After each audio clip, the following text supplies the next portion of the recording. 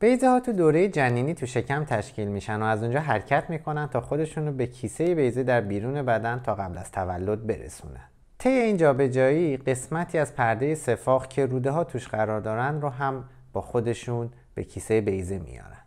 اینجوری یه راه ارتباطی بین کیسه بیضه و شکم باقی میمونه که اغلب خود به خود بسته میشه. ولی تو بعضی از پسر بچه‌ها ممکنه این راه باز بمونه که بهش هیدروسل ارتباطی میگیم. چه خبر خواهر؟ چی شد که گفتی بریم پارک؟ پدرام حوصله‌اش تو خونه سر رفته بود. گفتم به شما هم بگم با هم بریم.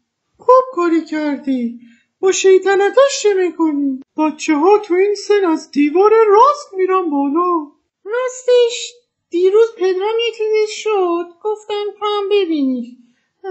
بالاخره تو هرچی بودم باشه 4 تا بیضه بیشتر از من بزرگ کردی. چی شده؟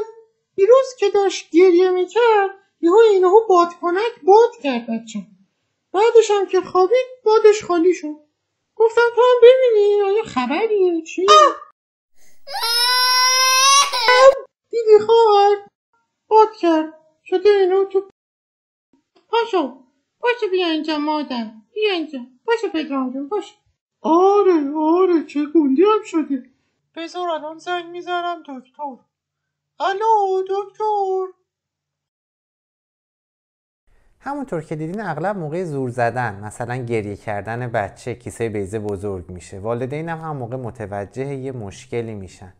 معمولا هم بعد چند لحظه، به خصوص اگه بچه خوابیده باشه، این بزرگ شدگی بین میره. این بیماری درد نداره و اگه فتق یا ورود روده به درون این راه ارتباطی وجود نداشته باشه، معمولا خطری بچه یا بیضه رو تهدید نمیکنه. در مورد فتق تو ویدیوهای آینده ما هم بیشتر صحبت میکنیم. ما تا 1 سالگی صبر میکنیم تا این راه ارتباطی خودش بسته بشه. اما اگه تا 1 سالگی بسته نشد، باید با جراحی این راه رو ببندیم. مگه اینکه بچه از اول فتق داشته باشه که در این صورت بهتره هرچه زودتر عمل بشه.